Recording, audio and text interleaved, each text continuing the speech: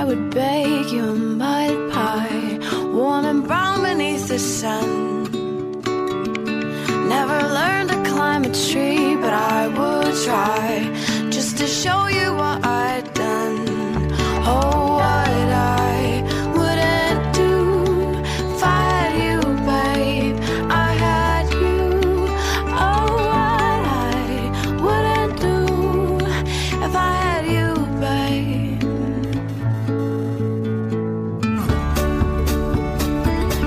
If I were all my dearest you. Pere Estupiñán y Javier San Pedro, ¿cómo estáis, compañeros? Muy bien. Pero, ¿estás en Barcelona, no, Pere? Sí, estoy en Barcelona. Me han llevado que tienes un club de fans oficial con sede en Badajoz. Tenemos. O sea, me invitaron a una conferencia, el Parque Científico y Tecnológico de Extremadura, y estando allí descubrí que tanto el director como parte del equipo eran muy fans de La Vivir y de la sección de ciencia que hacíamos, y nada, mira, desde aquí, si están escuchando, a ver si son fans de verdad y están escuchando, les envío un fuerte abrazo y unos saludos. Fueron muy amables y estuvo muy bien. Claro que sí. Por cierto, tengo que hablar contigo porque tenemos una salida dentro de poco, dentro de mes y pico por ahí, a un lugar muy particular que tiene mucho que ver con ciencia. No voy a contar más, luego te lo cuento. Pere Estupiñán es químico, es bioquímico y es conductor en la 2 del Cazador de Cerebros, y Javier San Pedro es doctor en genética y biología molecular, colaborador del País y cocinero gourmet, como todo el mundo sabe. Más gourmet que cocinero. Vamos, yo lo que soy es un tragaldabas. En terminología antigua, ¿no? Oye, la noticia más curiosa de esta semana tiene que ver con la ionosfera, que es esa capa exterior de la atmósfera. Hasta ahora los científicos pensaban que desde aquí abajo solamente podían alterarla los terremotos o las tormentas, pero hay un estudio que revela que también fue muy alterada por las bombas de la Segunda Guerra Mundial. Sí, es realmente curioso, no se lo esperaban ni los autores del estudio. Han podido hacer esto porque los ingleses ya desde los años 30 estaban estudiando la ionosfera tirándole ondas de radio y viendo cómo rebotaban. Esto lo hacían en un lugar cerca de Londres, y claro, eso siguió registrando todos esos datos durante la guerra, y ahora simplemente han cruzado los datos de cuándo fueron los mayores bombardeos sobre Alemania y otros países ocupados por los nazis, y han podido comprobar que efectivamente tenía un efecto sobre los bombardeos tenían un efecto sobre la ionosfera. Seguramente cualquier energía desatada, esto incluye las tormentas y los terremotos, calienta la atmósfera, y si es mucha energía, ese calor llega hasta las capas altas y pues puede alterar los iones. Los iones, recordemos que son átomos con un electrón de más o de menos, o con varios. Como todo el mundo sabe, por supuesto. Con varios. Están cargados porque un átomo es neutro porque tiene las mismas cargas positivas en los protones de su núcleo que negativas en las capas de electrones externas.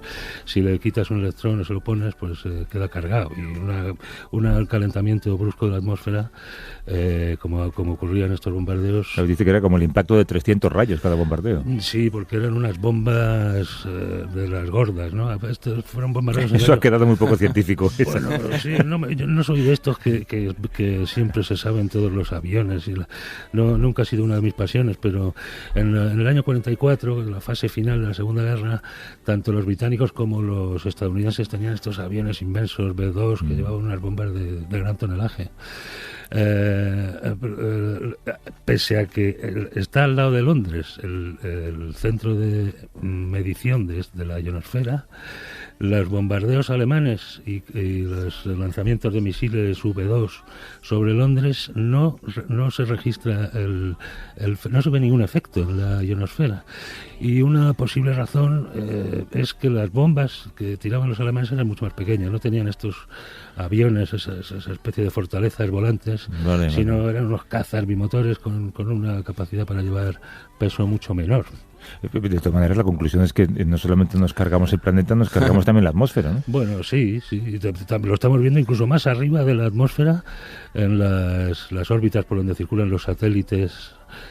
Ahí vamos dejando basura cada vez más. Dejando una basura que bueno, si algún oyente ha visto Gravity, ya veis la que se lió allí con la basura espacial. Sí, no es muy curioso lo del otro efecto curioso no tanto de las bombas, sino todas las pruebas que se hicieron en nucleares en la primera parte del siglo XX, es que dejaron en la atmósfera varios isótopos de cesio, de iridio, de diferentes sustancias, de yodo, de carbono. Isótopos, o sea, Javier ha explicado lo que es un ión, es algo cargado. Un isótopo es imaginemos un carbono que en el núcleo tiene quizás un un neutrón más, es un núcleo un poquito más pesado. Continúa siendo carbono, pero un poquito más pesado.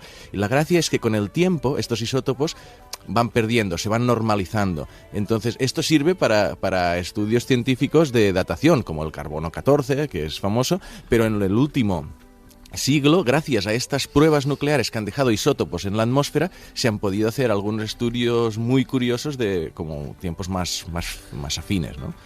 Hay, por cierto, otra noticia de la semana que es interesantísima, porque creo que es la primera vez que esto ocurre. Esos científicos del Imperial College de Londres que han conseguido extinguir en un laboratorio una población entera de mosquitos que eran transmisores de la malaria, y todo esto con edición genética. Explícalo, Javier, porque creo que lo que hacían era convertir a las hembras en estériles. No solo estériles, sino que dejan de ser hembras propiamente dichas. Hay un conjunto de genes que regula el sexo de los insectos, bueno, y de cualquier otro animal. Están muy bien estudiados, y la mutación que introducen vuelve a las hembras cuando están las dos cromosomas, el del padre, el que proviene del padre y el de la madre.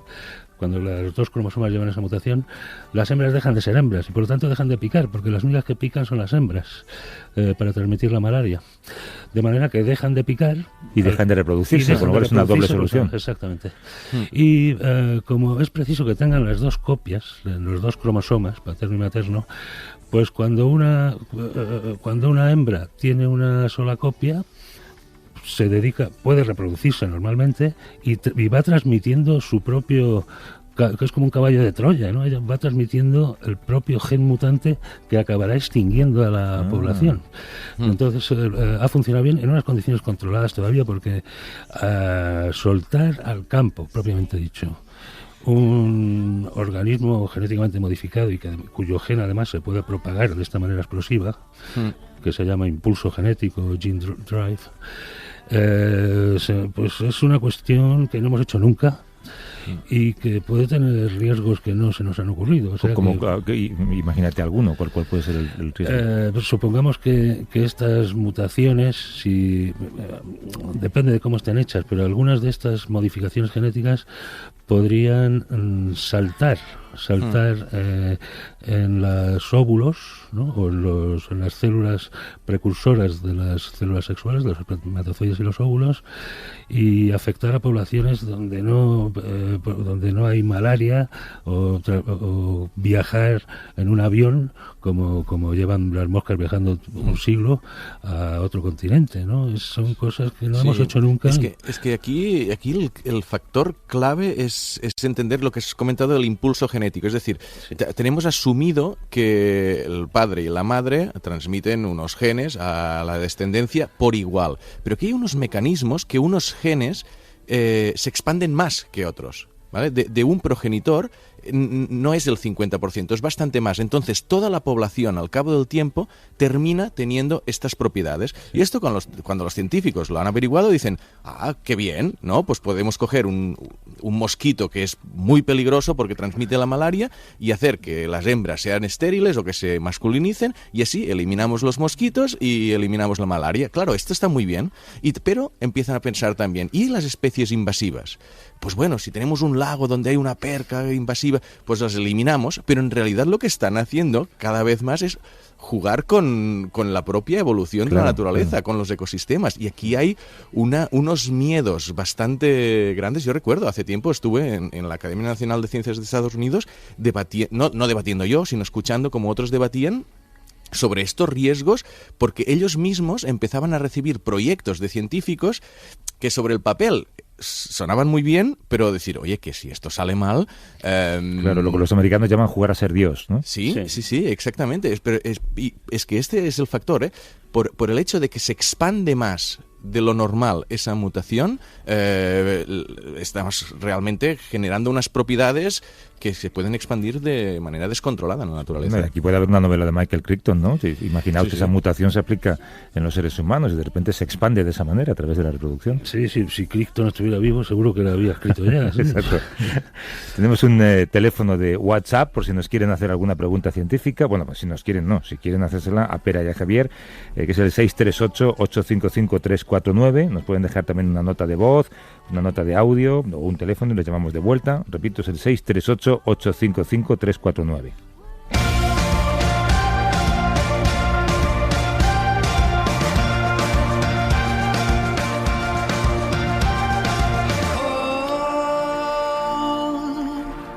relacionamos habitualmente la ciencia con la astrofísica, con la robótica, con los avances en genética de los que estábamos hablando, y no con cosas tan cotidianas como, por ejemplo, cultivar una patata. Pues la agricultura, como todos los sectores, también se ha rendido ante el avance de la tecnología. El campo ya no es lo que era, decíamos, y aunque todavía no hemos llegado a eso de alimentarnos mediante píldoras, las frutas y las verduras, desde luego no se cultivan como antes.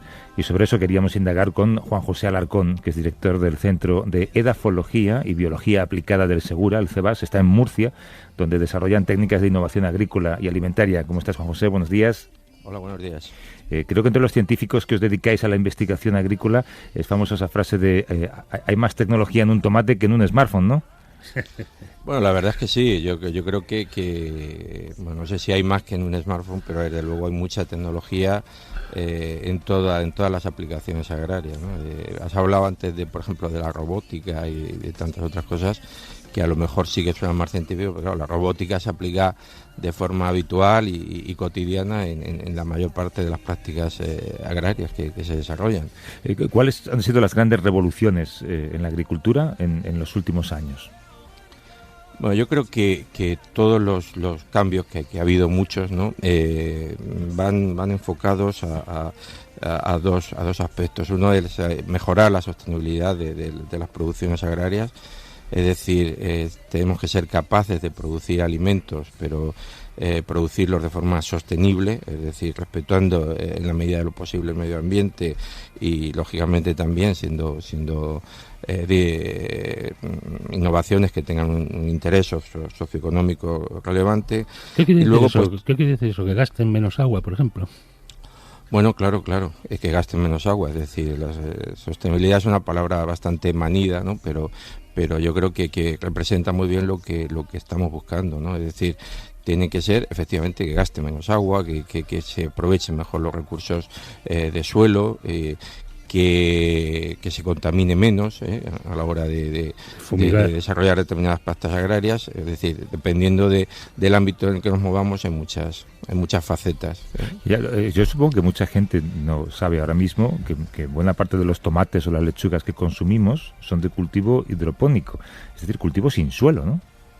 Sí, buena parte, no diría una mayoría, pero sí, buena parte se producen evidentemente en cultivos sin suelo, cultivos cuyo sistema radicular está en una solución nutritiva, en agua, en definitiva, con una serie de nutrientes, y bueno, pues eso lógicamente permite tener a la planta pues en una situación absolutamente controlada, ¿no? De tal manera que le aportamos exactamente los nutrientes y el agua que necesita, ¿no? No se pierde absolutamente nada. Ya, lo que pasa es que si el objetivo al final es que se pueda cultivar cualquier producto en cualquier lugar, en cualquier tiempo del año, eso también nos convierte en manipuladores de la ecología, ¿no?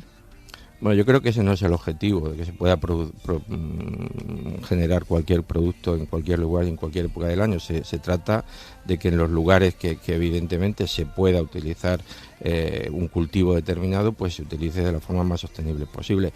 Sí que es cierto que a lo mejor aplicando toda la tecnología que tenemos seríamos capaces de desarrollar casi cualquier cultivo en casi cualquier lugar, pero a costa de unos gastos probablemente económicos y energéticos que no merecería la pena invertir, ¿no? Una de las grandes cuestiones de este siglo seguramente va a ser el agua, ¿no? La distribución del agua, el uso del agua, la escasez del agua. Vosotros sois pioneros en sistemas de riego muy eficientes. Háblanos de ello. Bueno, pues sí, yo aparte de estar dirigiendo el centro de edafología, donde hay varios aspectos que se tratan, trabajo en el departamento de riego y efectivamente pues uno de nuestros objetivos claves es mejorar la eficiencia en el uso del agua en la agricultura, y para ello pues se utilizan, bueno, yo por resumirlo de alguna forma, creo que estamos en una segunda fase. Hubo una primera fase en el regadío que consistía en pasar de riegos por inundación, ¿no? Que son los riegos clásicos, en donde bueno, pues un terreno determinado se inunda y de esa forma se riega, a riegos localizados en donde solamente se aporta agua al sistema radicular. ¿sí? ¿Qué es el goteo? ¿A lo que te refieres? El goteo, sí, hay varias técnicas, pero vamos, entre ellas el goteo, la aspersión, en fin, de alguna forma localizar el agua en el sistema radicular para no perderla, ¿no? Y la segunda fase pues sería realmente una vez que tenemos esos sistemas ya implantados, porque así como Murcia, por ejemplo, pues tiene yo creo que el 80 o el 90% de sus sistemas de riego ya por goteo, por riego localizado. Ahora hay que saber utilizarlo de forma súper eficiente y para eso colocamos sensores, colocamos toda una serie de sistemas que nos permiten saber exactamente la cantidad de agua que hay que aportar. ¿Y drones también? Drones también, sí. Cuando medimos las necesidades de agua se pueden hacer a nivel, digamos, local, es decir, utilizando sensores en suelo, sensores en planta, y los drones pues también nos pueden dar una idea hasta qué punto pues un determinado zona pues tiene un déficit hídrico, es decir, realmente no está bien regada. Eso no lo dicen porque bueno, esos drones normalmente llevan toda una serie de cámaras, de infrarrojos, de temperatura y tal, que nosotros somos capaces de correlacionar esa información que nos dan con las necesidades de agua que tiene la planta y en función de eso pues aplicar agua o no aplicar. Es decir, si realmente las medidas nos dicen que la planta está correctamente, pues lógicamente no tenemos por qué regar, y si nos dicen que en el momento en que apreciamos que empieza a haber un cierto déficit, pues aplicamos justo el agua que la planta necesita. Oye, ¿qué hay de los plaguicidas, de las fumigaciones, ¿no? Los productos fitosanitarios?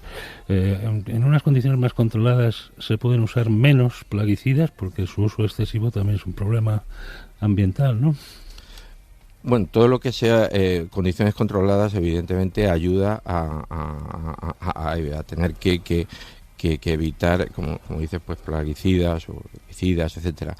Pero bueno, hoy en día en general, no solamente en condiciones controladas, sino en campo abierto también, lógicamente se intenta utilizar la menor cantidad de plaguicidas posibles. Bueno, hay toda un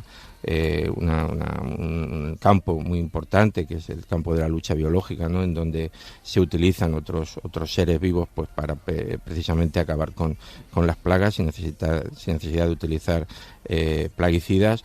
Y si alguna vez hay que utilizar algo, pues normalmente se intentan estar buscando ya sustancias que no sean contaminantes y que sean biodegradables y que cumplan toda una serie de requisitos que nos garanticen que no estamos contaminando el medio ambiente. Y Juan José, porque tú estabas hablando de tecnología para hacer más sostenible la agricultura, para optimizar los recursos, para ahorrar agua, por los plaguicidas que comentaba Javier, pero yo creo que quizás en el imaginario colectivo de la gente se confunden los términos, ¿no? Agricultura intensiva, la agricultura ecológica. Parece que la modernización de la agricultura sea menos natural o sea menos ecológica. O sea, en esta confusión un poco que tenemos todo, ¿cómo situáis vosotros? Bueno, por una parte la agricultura ecológica también está cogiendo cada vez más fuerza. Pero bueno, sin llegar a agricultura ecológica, yo creo que lo que sí que estamos intentando hacer es aplicar, como he dicho anteriormente, una agricultura sostenible, ¿no? Es decir, una agricultura en donde evidentemente se aplican toda una serie de innovaciones y se aplican toda una serie de técnicas, pero esas técnicas son lo más respetuosas con el medio ambiente, ¿no? Sí. Pero no valdría como agricultura ecológica, porque la agricultura ecológica tiene una serie de protocolos, ¿no? Que no incluyen, supongo, estar dentro de un invernadero de plástico, ni en un cultivo hidropónico, ni... Bueno, la agricultura ecológica, efectivamente, no sé exactamente si se puede aplicar en invernadero o no, me imagino que también tiene efectivamente una serie de pautas, una serie de controles, digamos, un poquito más rigurosos que los que se aplican a lo mejor de forma habitual. Pero como digo, en general, la tendencia que tiene la agricultura actual, tanto si es ecológica como si no lo es a ser lo más respetuosa posible con el medio ambiente, pero obviamente es un sector productivo y como todos los sectores productivos pues tienen que aplicar innovaciones y tienen que aplicar desarrollos. Esos desarrollos intentamos que sean lo más sostenibles posible, pero bueno, hay veces que pueden tener algún tipo de efecto en el medio ambiente, lógicamente. ¿Qué opinión tienes tú sobre la moda de los huertos urbanos? La gente que tiene terracitas y que las emplea para esto.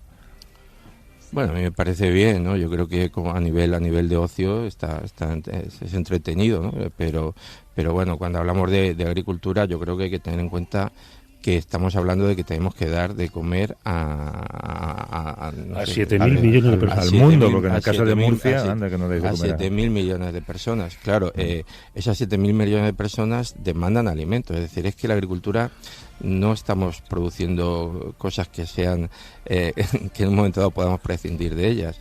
El gran incremento de población que hay, unido a los problemas de cambio climático, etcétera, nos obligan a que desarrollemos una agricultura, se le puede llamar, no sé si intensiva, pero una agricultura que desde luego nos produzca todos los alimentos que necesitamos. Un huerto ecológico, evidentemente, no puede aumentar, no puede mantener a 7.000 millones de personas, y desde luego quiero decir un huerto ecológico o muchos huertos ecológicos. Urbano, te refieres, huertos urbanos. Y luego el estrés de las pobres plantas en medio de la contaminación.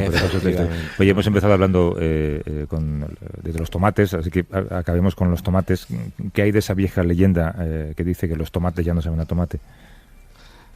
Bueno, de todo hay. Obviamente, conforme yo creo que en algún tiempo, ¿no? se han potenciado quizás por encima de otras cualidades, pues la cantidad de producción, ¿no?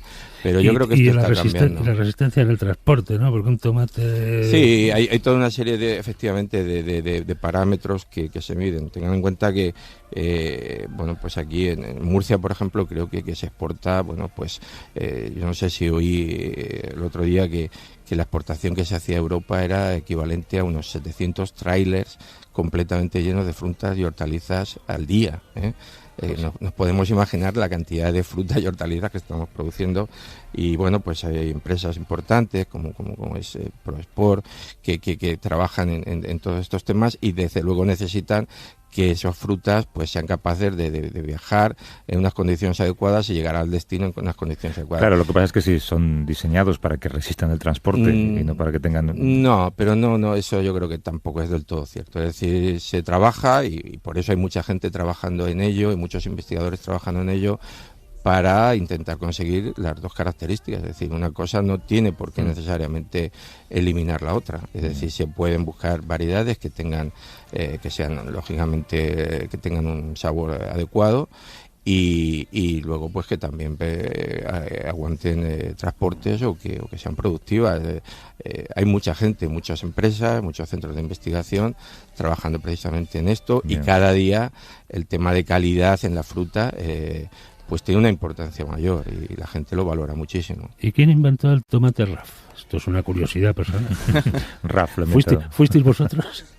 Bueno, el tomate RAF creo que se desarrolló, ¿no? en Almería, en la zona de Almería, y tengo entendido, porque no lo sé con certeza, que fue porque se pusieron una serie de variedades y tal, de forma silvestre, no lo sé, en una zona enormemente salina.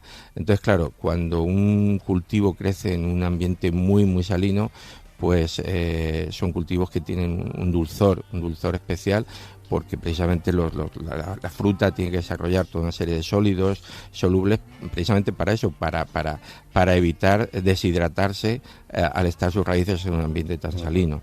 Y yo creo que de ahí es donde empezaron a surgir los primeros tomates de este estilo, y luego ya, pues como siempre, se ha ido mejorando y se ha ido trabajando, y lo que a lo mejor antes era pues algún tipo de cultivo muy excepcional, que daba un tomate extraordinario, pero en unas cantidades muy, muy pequeñas, y se obtenían de forma muy poco industrializada, ¿no? Pues actualmente yo creo que es un tipo de tomate que se comercia con bastante facilidad. ¿Sí? Desde luego, se encuentra en cualquier sitio ahora mismo. Juan José Alarcón, que es director del Centro de Edafología y Biología Aplicada del Segura, CEBAS, en Murcia. Gracias por el diálogo, José. Un abrazo. Muy bien. Vale, muchas gracias. Hasta luego. Y Javier San Pedro y Pera Estupiñá, como de costumbre no hay tiempo para las llamadas, pero que los oyentes no desistan. Algún día lo conseguiremos. Algún día las acumularemos todas. Todas las guardamos. Gracias, hasta luego. Hasta luego.